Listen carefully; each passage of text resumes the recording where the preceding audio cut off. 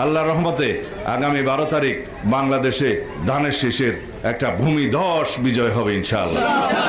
জনগণের ব্যাপক সমর্থনের মধ্য দিয়ে, জাতীয় ঐক্য সৃষ্টির মধ্য দিয়ে বাংলাদেশ জাতীয়তাবাদী দল বিএনপি এমন একটি সরকার ব্যবস্থা পরিচালনা করবে যে সরকারের মালিক হবে সকল জনগণ। এই দেশের রাষ্ট্রের মালিকানা জনগণ ফেরত পাবে সেই 12 তারিখের নির্বাচনের মধ্য দিয়ে। আর ভোট আপনি দিবেন, যাকে খুশি তাকে দিবেন, আপনার পছন্দ অনুযায়ী প্রার্থীকে দিবেন, গণতন্ত্রকে শক্তিশালী করবেন।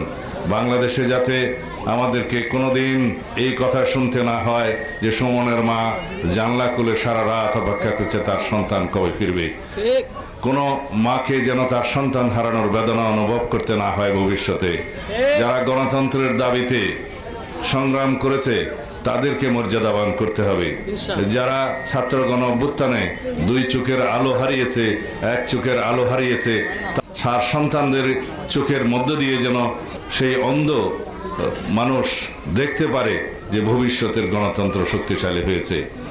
যারা দেশের মানুষের জন্য আমরা কি পরিকল্পনা করছি, আমাদের কি প্ল্যান আছে, সেটা আমাদের জানানো উচিত। যদি জনগণ মনে করে যে বিএনপির কর্মসূচি, বিএনপির পরিকল্পনা এবং বিএনপির রাষ্ট্র বিনির্মাণের যে সমস্ত চিন্তা ভাবনা, রাষ্ট্র ভাবনা, রাষ্ট্র চিন্তা, সেগুলো যদি জনগণ গ্রহণ করে তাহলে বিএনপিকে জনগণ ভোট দেবে। এটাই হওয়া উচিত। যদি অন্য কোনো দলের কোনো পরিকল্পনা থাকে দেশবাসীর জন্য, তারা সেটা প্রকাশ করবে।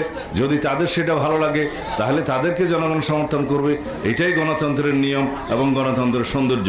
তা না বলে মরলে পরে জান্নাত পাবে এই কথা বলে বলে যদি কেউ ধোঁকাবাজি করে, আপনারা সাবধান থাকবেন।